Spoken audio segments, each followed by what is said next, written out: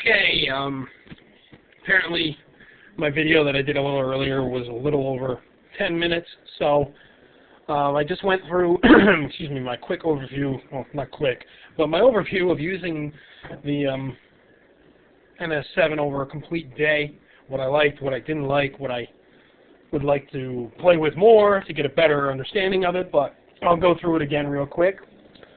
Okay, the first thing I think I talked about in the video was the key lock. I wasn't aware that this had it on there before I bought the unit, but after really playing with it, I figured it out, and I'm like really kind of impressed with it. But let's just say you've got a track going, and you need to speed it up or slow it down. Obviously, DJs know that this is going to create a change in the key. If you speed it up, it's going to turn into a really high key, so if it's going do do do do do do do do do, you're going to sound like a mouse. If you go really slow, it's going to sound like, you know, it's I don't know, something really low. I can't think of anything funny to say, so whatever, it's just really low. So, alright, we got a song playing. I'm just going to do a little demo. It's Gloria Stefan, or no, I don't know, yeah, it's a hit mix of Gloria. So let's say you really slow it down. You hear the change in the key. Well, I went from, I don't know, this is 130 BPM to 120. So it's quite a significant change in the beats per minute. Quite a significant change. So the key has changed quite significantly lower. So once I hit the key lock button, see if you can tell the difference.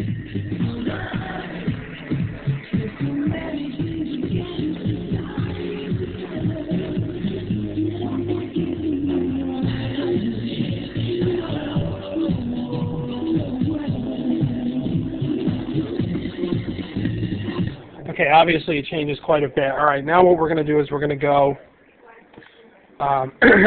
higher, or faster, higher key.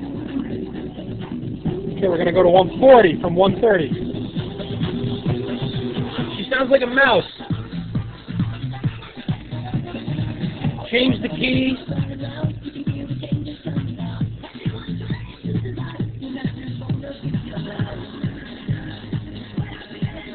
The tempo stays the same at what you want it, and the key goes to the correct key.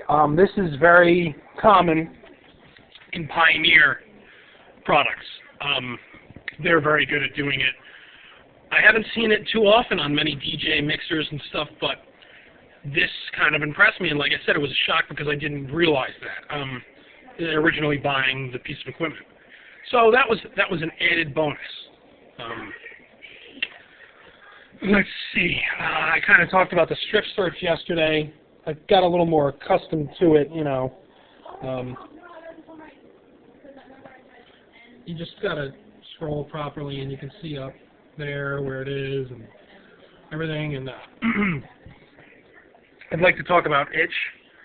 A friend of mine who works at a radio station, I work for a radio station, had said to me, you know, let's be honest, and this is quote unquote, itch is just a cheaper version of Scratch Live. Well, as someone who's used Scratch Live and itch now, a little bit, tiny bit of itch, I don't agree with that statement anymore. I don't see how this is much different. You know, the creators of itch and also the NS7 have said that it's based on the same core, the same engine, I guess, is what they mean in software terms. There's not much that difference. The only difference I can really see is where stuff is placed. We got the two waveforms down here. That's for track B or deck B, whatever you want to call it. The one above it is for track A. There's nothing loaded in there now. I just loaded something in there so you can see it. All right. Up here again, this is where you, whoops, sorry. You match the beats up. This is what's currently playing. And the deck above it, you can kind of see it scrolling through now. So that's obviously where you match it up to beat match. And this right here is going to deal with the BPM, tell you if you're beat matched properly. Obviously, you got the two actual decks spinning right on your computer. That's great. And up here, like I said, the timeline with the strip search tells you where you are in the song. And the strip search, like I said, is just something you got to get accustomed to.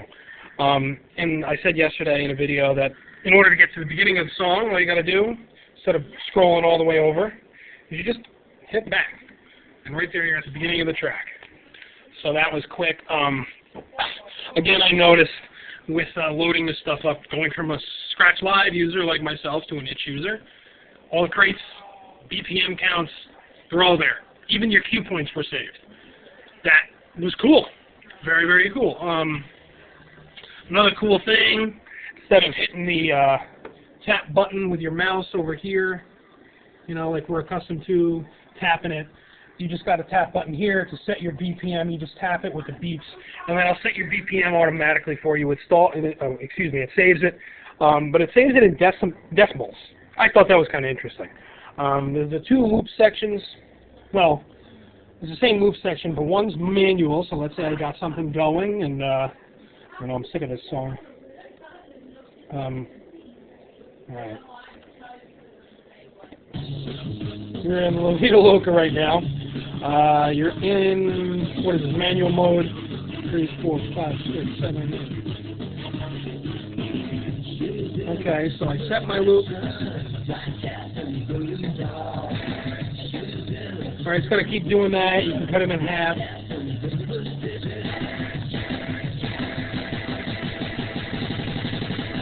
Alright, that's cool. What else you can do is you can set it to automatic mode, and let's say I want to have one measure saved. I'm going to hit this button right here, and I'll show you what it's going to do. 2 measures. Let's cut it in half. It goes back to 1 minute. Half. Oh. Okay. Or we can just do a 4 measure or an 8 measure. And it's automatic, so you don't have to worry about it at all. That's kind of cool that you can do automatic or manual. Leaf section I went over a little bit yesterday. You hit it, and it's going to reverse your song as it's playing, and then it's going to go where it was saved to before you hit the reverse button. So if you have a song that is dirty, and you don't have a clean version, but you want to play the song, you know where there's an upcoming curse word, it's going da-da-da-da-da, then you hit the bleep section, it goes in reverse, your song keeps playing in the software, and then when you release it, it skips over the curse word. Simple as that. Pitch bend, you hit the range button on the piece of equipment, and it's going to change the range from +8 to +16 to +50, and then, so you can change it here, and it's really sensitive. It's a very wide range. I'm very, I mean, with the key lock, that's going to be essential. Like I said, the main selling point for me is probably the hot cues, that you can do it all here on the fly. You can basically mix with it. Oh, and another thing, yeah, if you set a hot cue, so let's set a hot cue right here. All right, so get it over there. As you can see, it keeps going back to that hot cue. But let's say I want to play it, I want to hit the hot cue without the actual track playing. Well, I hit it. If I hold it,